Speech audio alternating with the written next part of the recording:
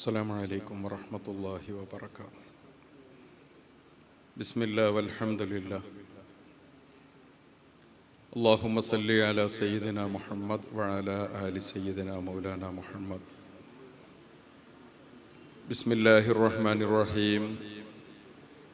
وإذ ابتلى إبراهيم ربه بكلمات فأتمهن قال إني جاعلك للناس إماما. സദഖല്ലാഹു മൗലാനൽ അളീം. സ്നേഹാദരണീയരായ സാദാത്തുക്കൾ, ഉലമാക്കൾ, പ്രിയപ്പെട്ട സഹോദരന്മാർ, സഹോദരിമാർ, വർഷങ്ങളായി നമ്മുടെ നാടിനെ ധന്യമാക്കി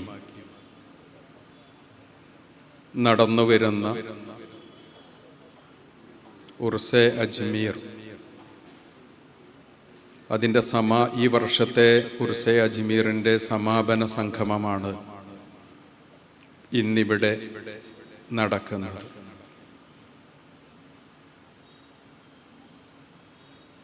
നമ്മുടെ നാടിനെ വിശുദ്ധ ആദർശത്തിൻ്റെ വെളിച്ചത്തിൽ നയിക്കുന്നതിന് വേണ്ടി നമ്മെ അനുഗ്രഹിച്ച് ഉയർത്തുന്നതിന് വേണ്ടി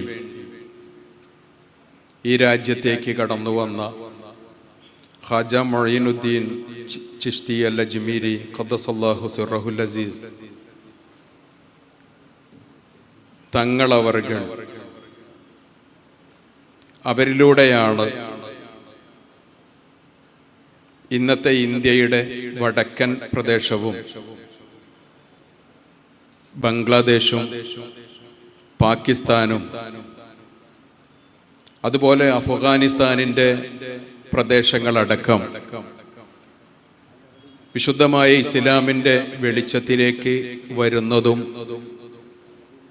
അതിന്നും ആ രൂപത്തിൽ നിലനിന്ന് പോരുന്നതും.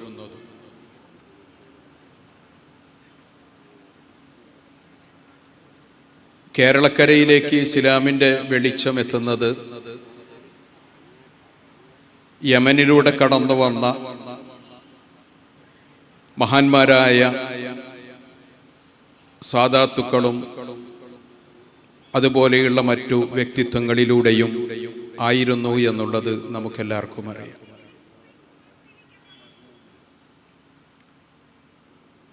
ലോകത്ത്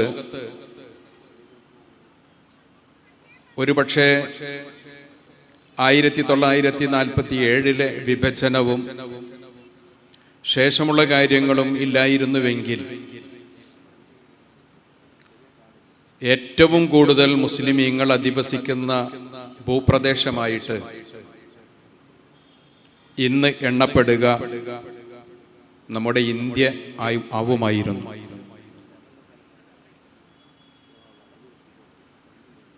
ഇന്തോനേഷ്യ കഴിഞ്ഞാൽ ഇന്ന് ലോകത്തെ ഏറ്റവും കൂടുതൽ മുസ്ലിമീങ്ങൾ ജീവിക്കുന്ന നാടാണ് ഇന്നത്തെ ഇന്ത്യ എന്ന് പറയുന്ന ഭൂപ്രദേശം. മുസ്ലിം ഉമ്മത്തിന് കഴിഞ്ഞ കാലത്തെ നിരന്തരമായ പ്രയാസങ്ങളിലൂടെ കടന്നുപോയ ഒരു ഘട്ടത്തിൽ നഷ്ടപ്പെട്ടുപോയ മൂല്യങ്ങളും നഷ്ടപ്പെട്ടുപോയ നന്മകളുമൊക്കെ വീണ്ടെടുക്കുകയും അവരെ ഉയർത്തുകയും ചെയ്യുക എന്ന വലിയ ദൗത്യം നമ്മുടെ കേരളക്കര കേന്ദ്രമായിട്ടാണ് ഇന്ന് പുരോഗമിച്ചു കൊണ്ടിരിക്കുന്നത്. ബഹുമാന്യരായ ഷെയ്ഖുന സുൽത്താനുൽ ഉലമ ഉസ്താദ് അവർകൾ ഏകദേശം ഒരു 3 പതിറ്റാണ്ടിനപ്പുറത്ത് ഉത്തരേന്ത്യയിലെ വിവിധ പ്രദേശങ്ങളുമായി ബന്ധം സ്ഥാപിക്കുകയും അത് കഴിഞ്ഞ് തൻ്റെ ശിഷ്യന്മാരെ ആ വഴിയിലേക്ക് അയക്കുകയും ചെയ്ത് അത് കഴിഞ്ഞ് തൻ്റെ പ്രിയപ്പെട്ട മകൻ ഡോക്ടർ അബ്ദുൽ ഹക്കീം അസ്ഹരി ഉസ്താദ് അവർകളെ ബഹുമാന്യരായ ഉസ്താദ് ഷാഹുൽ ഹമീദ് ബാക്കവി ശാന്തപുരത്തിന് ശേഷം ആ പ്രദേശത്തേക്ക് പറഞ്ഞയക്കുകയും ചെയ്തപ്പോൾ രാജ്യം അനുഭവിക്കുന്ന വലിയ പ്രയാസങ്ങൾ അബ്ദുൽ ഹക്കീം അസ്ഹരി ഉസ്താദിലൂടെ നമ്മൾ കേൾക്കുകയും മനസ്സിലാക്കുകയും ചെയ്തുകൊണ്ടാണ് ഇന്ന് ഈ ഒരു വലിയ മുന്നേറ്റത്തിന് കാരണമായ വിഷയങ്ങളിലെല്ലാം നമ്മൾ എത്തുന്നത് എന്നത് എല്ലാവർക്കും അറിയുന്ന കാര്യമാണ്. ഒരു സമൂഹത്തിന് ഏറ്റവും ആവശ്യമുള്ള കാര്യം ഏതാണ്? അത് അവരെ ആത്മീയമായും ഭൗതികമായും ഉയർത്താൻ ആവശ്യമായ നേതൃത്വമാണ്. ലീഡർഷിപ്പ് ഏറ്റവും പ്രധാനമാണ്.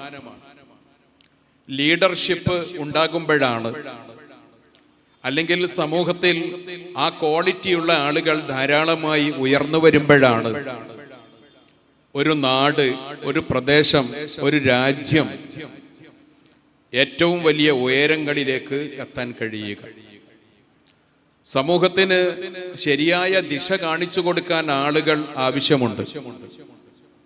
അതിന് ഒന്നോ രണ്ടോ ആളുകൾ, വിരലിൽ എണ്ണാവുന്ന ആളുകൾ മാത്രം വിചാരിച്ചാൽ കഴിയുന്ന ഒരു കാര്യമല്ല. ധാരാളമായി നമുക്ക് ഈ രംഗത്ത് ആളുകൾ വേണമെന്ന ലക്ഷ്യത്തിലാണ് 4 നൂറ്റാണ്ട് മുമ്പ് നമ്മുടെ ഈ ഒരു മണ്ണിൽ മദീനത്തുന്നൂർ കോളേജ് ആരംഭിക്കുന്നത്. മദീനത്തുന്നൂർ കോളേജ് തന്നെയും നമ്മുടെ ഈ കാണുന്ന വലിയ ഭൂപ്രദേശത്തെ കഴിഞ്ഞ കാലത്തെ പാരമ്പര്യങ്ങളുടെ ഒരു തുടർച്ച കൂടിയാണ്. ഒരു 40-50 വർഷം മുമ്പ് കുന്നമംഗലം കഴിഞ്ഞ് നമ്മൾ പുതുപ്പാടിയിലേക്ക് എത്തുന്നതിന് മുമ്പ് വരുന്ന ഈ ഒരു ഭൂപ്രദേശത്ത് കേരളം കണ്ട മഹാന്മാരായ വലിയ പണ്ഡിതന്മാരുടെ ദർസുകൾ കൊണ്ട് സമ്പന്നമായ ഒരു കാലമുണ്ടായിരുന്നു. അന്ന് പൂനൂരിലും കാന്തപുരത്തും മങ്ങാടും കോളിക്കലും, അത് കഴിഞ്ഞ് നേരെ അപ്പുറത്ത് ഉരുളിക്കുന്നും കരീറ്റിപ്പറമ്പിലും കരുവമ്പൊയിലും കിഴക്കോത്തും പറമ്പത്തുകാവും അങ്ങനെ തുടങ്ങിയിട്ടൊരു വലിയ നിര തന്നെ നമ്മുടെ നാട്ടിൽ 1/2 നൂറ്റാണ്ടിന് മുമ്പ് ഉണ്ടായിരുന്ന വലിയൊരു പാരമ്പര്യം നമുക്കുണ്ടായിരുന്നു.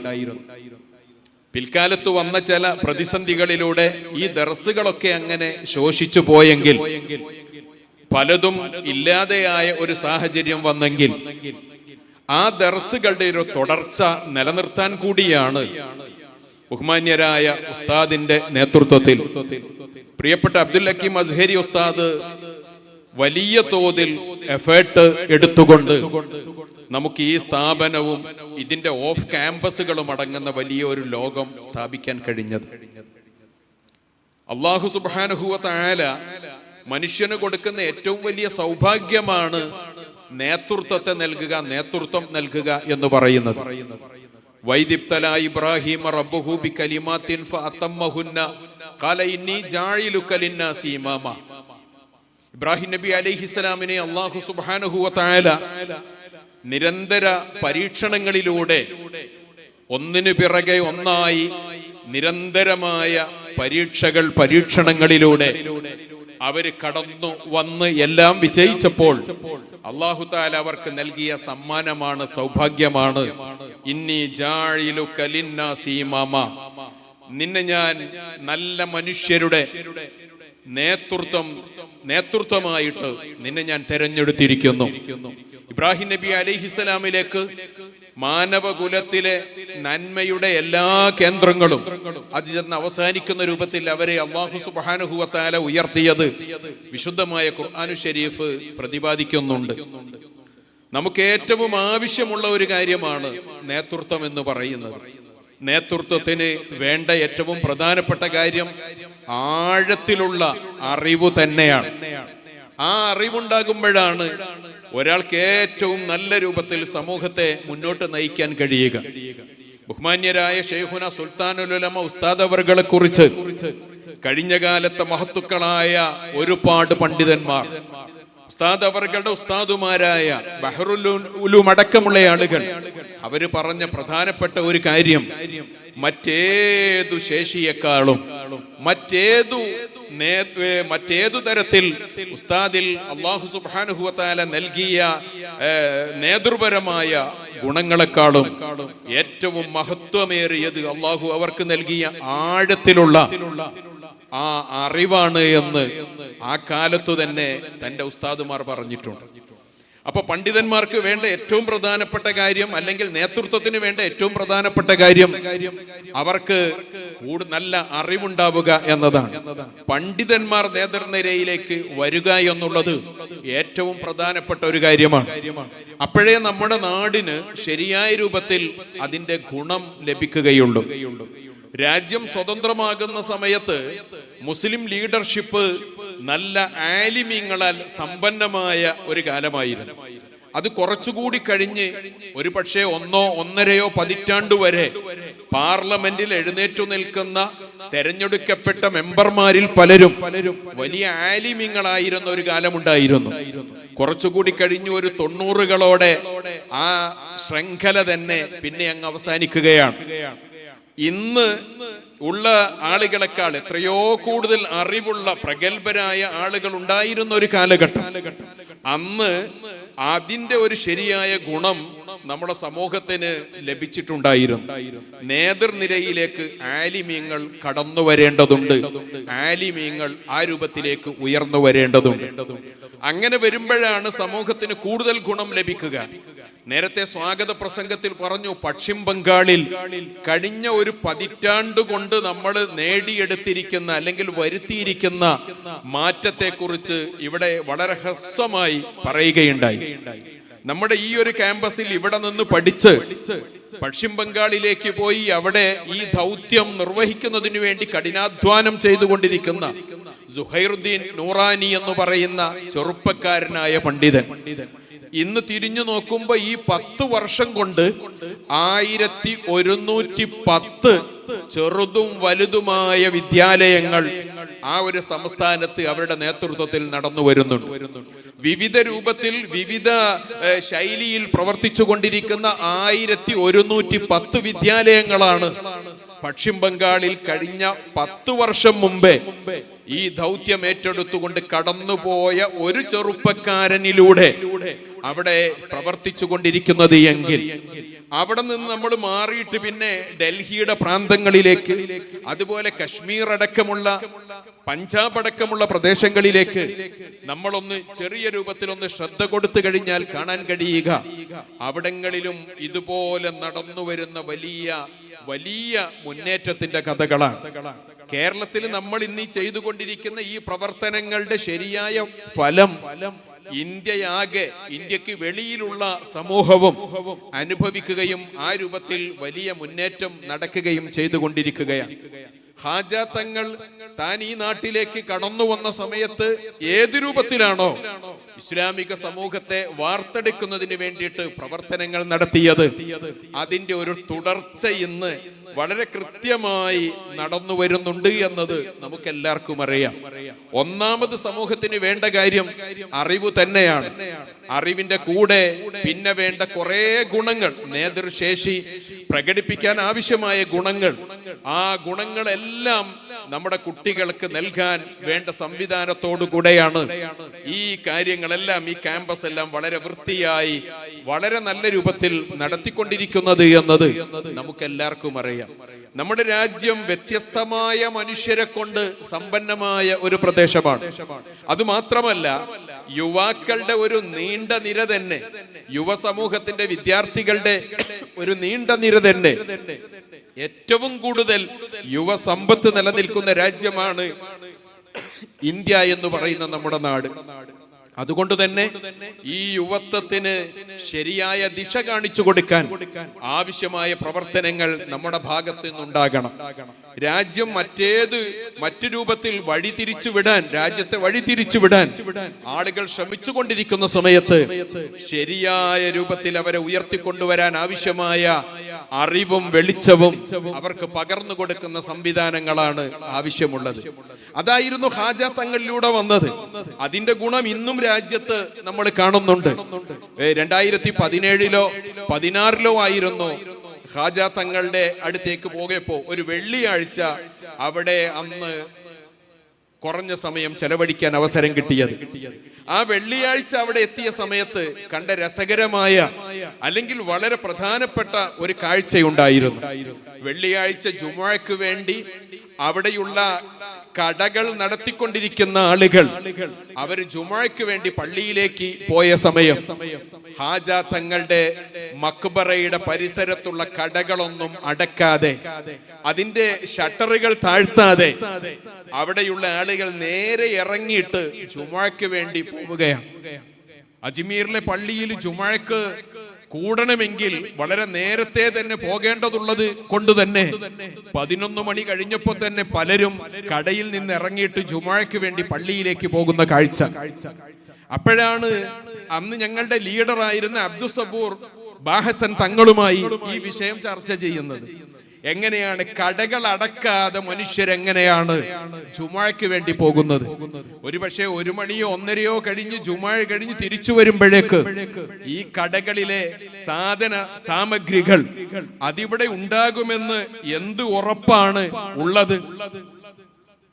KL 65P 3592 KL 65P 3592 വാഹനം ഇപ്പോൾ ഉള്ള സ്ഥലത്ത് നിന്ന് മാറ്റി പാർക്ക് ചെയ്യണം. ബഹുമാനപ്പെട്ട ഹാജ തങ്ങളുടെ പരിസരത്ത് അവിടെ കച്ചവടം ചെയ്യുന്ന ആളുകൾ അവര് നേരെ പള്ളിയിലേക്ക് ജുമുഅക്ക് വേണ്ടി പോവുകയാണ്. അപ്പോഴാണ് അജ്മീറിൽ നടന്നു വരുന്ന അല്ലെങ്കിൽ ഇന്നും നിലനിൽക്കുന്ന ഒരു മൂല്യം, വളരെ പ്രധാനപ്പെട്ട ഒരു കാര്യം അന്ന് ശ്രദ്ധയിൽപ്പെട്ടത്. അത് മറ്റൊന്നുമല്ല, മുസ്ലിമീങ്ങൾ നിസ്കരിക്കാൻ വേണ്ടി പോകുന്ന സമയത്ത് നല്ല മുളം തണ്ടുകൾ പിടിച്ചുകൊണ്ട്, ദണ്ടുകൾ പിടിച്ചുകൊണ്ട് കുറെ ചെറുപ്പക്കാർ ആ ഗല്ലികളിലൊക്കെ നേരത്തെ തന്നെ വന്നു നിൽക്കുകയാണ്.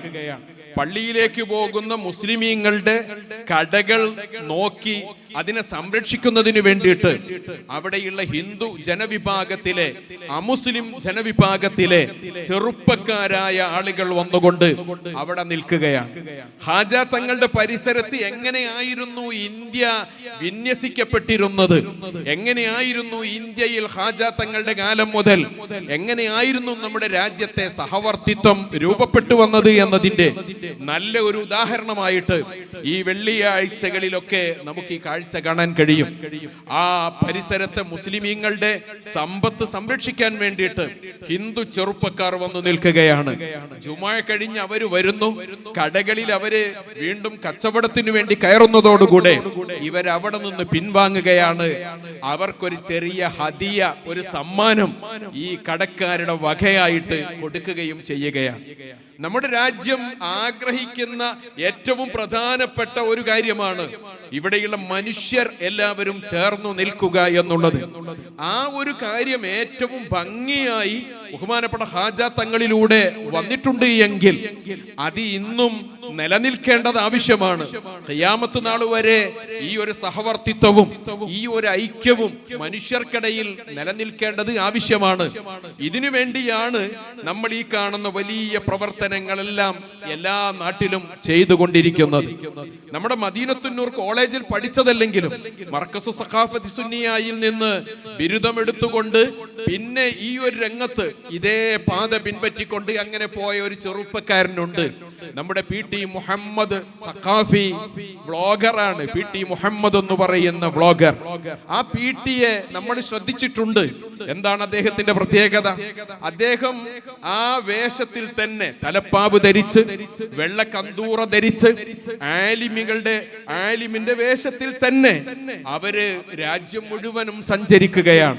അങ്ങനെ അവര് കറങ്ങിയിട്ട് താൻ കാണുന്ന നന്മകളെല്ലാം, രാജ്യത്തിന്റെ നന്മകൾ ഒപ്പിയെടുത്തുകൊണ്ട് അത് ഈ രാജ്യത്തെ മനുഷ്യരുടെ മുമ്പിലേക്ക് അദ്ദേഹം അങ്ങ് സംപ്രേഷണം ചെയ്യുമ്പോ, അത് നൽകിക്കൊണ്ടിരിക്കുന്ന സമയത്ത് എല്ലാ ആളുകളും രണ്ട് കൈയും നീട്ടിക്കൊണ്ട് ഒരേ മനസ്സോടെ അതിനെ സ്വീകരിക്കുന്ന കാഴ്ച നമ്മൾ കാണുകയാണ്. നമ്മുടെ രാജ്യത്തിന്റെ ഒരു ശൈലി അങ്ങനെ തന്നെയാണ്. അത് നിലനിർത്തേണ്ടത് ആവശ്യമാണ്. അതിനേറ്റവും കഴിയുന്ന ആളുകൾ പണ്ഡിതന്മാരാണ്. മുതഅല്ലിമുകൾക്ക് ഏറ്റവും നന്നായിട്ട് ഇതിനെ ഉപയോഗപ്പെടുത്താൻ കഴിയുമെന്ന കാര്യം നമ്മളെല്ലാവരും അറിയേണ്ടതുണ്ട്, നമ്മൾ മനസ്സിലാക്കേണ്ടതുണ്ട്.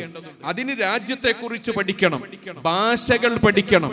വിശുദ്ധ ഇസ്ലാമിക ഇസ്ലാമിന്റെ അറിവാഴങ്ങളിലേക്ക് ഊർന്നിറങ്ങിയിട്ട് അതിലേക്ക് അങ്ങ് വലിയ തോതിൽ ഒരു സബര്യയായിട്ട് അതിനെ സ്വീകരിച്ചുകൊണ്ട് ഏറ്റവും നന്നായി അവര് മുന്നോട്ട് പോകുമ്പോഴാണ് നമുക്ക് ഈ കാര്യങ്ങൾ ചെയ്യാൻ കഴിയുക. അറിവില്ലാത്ത ഒരാൾക്ക് വിപ്ലവങ്ങൾ നടത്താൻ ചിലപ്പോൾ കഴിഞ്ഞേക്കാം, പക്ഷേ അത് വലിയ തോതിൽ അതിന്റെ ഫലവത്തായ രൂപത്തിലേക്ക് കൊണ്ടുപോകാൻ കഴിയില്ല. അറിവില്ലാതെ നമുക്ക് മനുഷ്യനെ മുന്നോട്ട് കൊണ്ടുപോകാൻ കഴിയില്ല. അതാണ് നമ്മൾ ഏറ്റവും നന്നായിട്ട് അറിയേണ്ട കാര്യം. ഖാജാ തങ്ങൾ ഒരു വലിയ പ്രഭാഷകനായിരുന്നില്ല. ഖാജാ തങ്ങൾ അവരുടെ ജീവിതമായിരുന്നു. സമൂഹത്തിന്റെ മുമ്പിൽ ഏറ്റവും നന്നായിട്ട് ജീവിച്ചുകൊണ്ടായിരുന്നു ഈ സമൂഹത്തെ മുഴുവനും വിശുദ്ധമായ ഈ ആദർശത്തിന്റെ വഴിയിലേക്ക് ഉയർത്തിക്കൊണ്ടുവന്നത്. അതുകൊണ്ട് തന്നെ മദീനത്തുന്നൂർ കോളേജും നമ്മുടെ ഈ സംരംഭങ്ങളും ഈ സ്ഥാപനങ്ങളും അതിന്റെ കൂടെ ബഹുമാനപ്പെട്ട ഖാജാ തങ്ങളിലൂടെ നമ്മൾ നേടിയെടുക്കുന്ന ആത്മീയമായ ഈ ഒരു വഴിയും എല്ലാം കൂടി ചേർന്ന് വരുമ്പോഴാണ് നമ്മുടെ ഈ സംഗമം, ഇവിടെ ഈ നടന്നു വരുന്ന ഓരോ കാര്യങ്ങളും അത് എത്രമാത്രം വലിയ ഫലവത്തായ കാര്യങ്ങളാണ് എന്ന് നമുക്ക് ബോധ്യമായി വരുന്നത്. ഈ കാര്യങ്ങളെല്ലാം വരുന്ന സമയത്താണ്. ഞാൻ അവസാനിപ്പിക്കുന്നു, ദീർഘിപ്പിക്കുന്നില്ല. നേതൃത്വത്തിന് വേണ്ട ഏറ്റവും പ്രധാനപ്പെട്ട കാര്യങ്ങൾ അത് നമ്മുടെ കുട്ടികളിൽ നമുക്ക് ഏറ്റവും നന്നായിട്ട് കാണാൻ കഴിയും. വിശുദ്ധമായ ഖുർആൻ ശരീഫിലെ ഒരു വചനം തുടങ്ങുന്നത് നൂൻ വൽ ഖലമി വമാ യസ്ദുറൂൻ എന്ന് പറഞ്ഞുകൊണ്ടാണ്. നൂൻ എന്നതിന് കുറെ മുഫസ്സിറുകൾ അർത്ഥം പറഞ്ഞത്, ഒരുപാട് ആളുകൾ അതിനെ വ്യാഖ്യാനിച്ചത് മഷിക്കുപ്പി എന്നാണ്. മഷിക്കുപ്പിയും പേനയും എഴുത്തുമാണ് എന്ന് പറഞ്ഞാൽ അറിവാണ്. മനുഷ്യർക്ക് വേണ്ട ഏറ്റവും പ്രധാനപ്പെട്ട ഗുണം അറിവാണ്. രണ്ടാമത്തേത് ഒരായത്ത് കൂടി കഴിഞ്ഞതിനു ശേഷം, ഒരൊറ്റ വചനം കഴിഞ്ഞതിനു ശേഷം സയ്യിദുനാ മുഹമ്മദ് റസൂലുള്ളാഹി സ്വല്ലല്ലാഹു അലൈഹി വസല്ലമ തങ്ങളെ കുറിച്ച് അല്ലാഹു സുബ്ഹാനഹു വ തആല പറയുന്നത് ലോകത്തെ എല്ലാ സൽ സ്വഭാവത്തിന്റെയും മേലെയാണ് നബിയെ നിങ്ങളെന്നാണ് വിശുദ്ധമായ ഖുർആൻ ശരീഫ് പറയുന്നത്. അപ്പം വേണ്ട രണ്ടാമത്തെ ഒരു കാര്യം നല്ല സ്വഭാവമാണ്. നമ്മുടെ ഈ സംവിധാനങ്ങളെല്ലാം ആ രൂപത്തിൽ ഏറ്റവും നല്ല പണ്ഡിതന്മാരെ വാർത്തെടുത്തുകൊണ്ട് ബഹുമാന്യരായ ഉസ്താദിലൂടെ നമ്മുടെ അടുത്ത തലമുറ സ്വായത്തമാക്കിയ കാര്യങ്ങൾ അതാണ് നമ്മുടെ പുതുതലമുറകൾക്ക് നമ്മൾ കൈമാറ്റം ചെയ്തുകൊണ്ടിരിക്കുന്നത്. അതാണ് ഇന്നത്തെ ഇന്ത്യയെ, ലോകത്തെ സ്വാധീനിച്ചു കൊണ്ടിരിക്കുന്നത്. ലോകം മുഴുവനും കാത്തു നിൽക്കുന്നതും ഇങ്ങനെയുള്ള പുതിയ ഒരു തലമുറയെയാണ്. അത് ഇന്ത്യയിൽ അവസാനിക്കുന്നില്ല. ഇന്ത്യ കഴിഞ്ഞ് പടിഞ്ഞാറൻ രാജ്യങ്ങളിൽ, യൂറോപ്യൻ രാജ്യങ്ങളിൽ, അമേരിക്ക അടക്കമുള്ള രാജ്യങ്ങളിൽ അവിടെയൊക്കെ നല്ല നേതൃശേഷിയുള്ള ചെറുപ്പക്കാർക്ക് വേണ്ടി ആ രാജ്യം കാത്തു നിൽക്കുന്ന ഒരു കാലത്താണ് നമ്മൾ ഈ സംവിധാനങ്ങൾ എല്ലാം ഏറ്റവും ഭംഗിയായിട്ട് മുന്നോട്ട് കൊണ്ടുപോയിക്കൊണ്ടിരിക്കുന്നത്. എല്ലാവരുടെയും പിന്തുണയും സ്നേഹവും എല്ലാം ഉണ്ടാകണമെന്ന് മാത്രം പറഞ്ഞുകൊണ്ട് വആഖിറു ദഅവാന അനിൽ ഹംദുലില്ലാഹി റബ്ബിൽ ആലമീൻ. അസ്സലാമു അലൈക്കും വറഹ്മത്തുള്ളാഹി വബറകാതുഹു.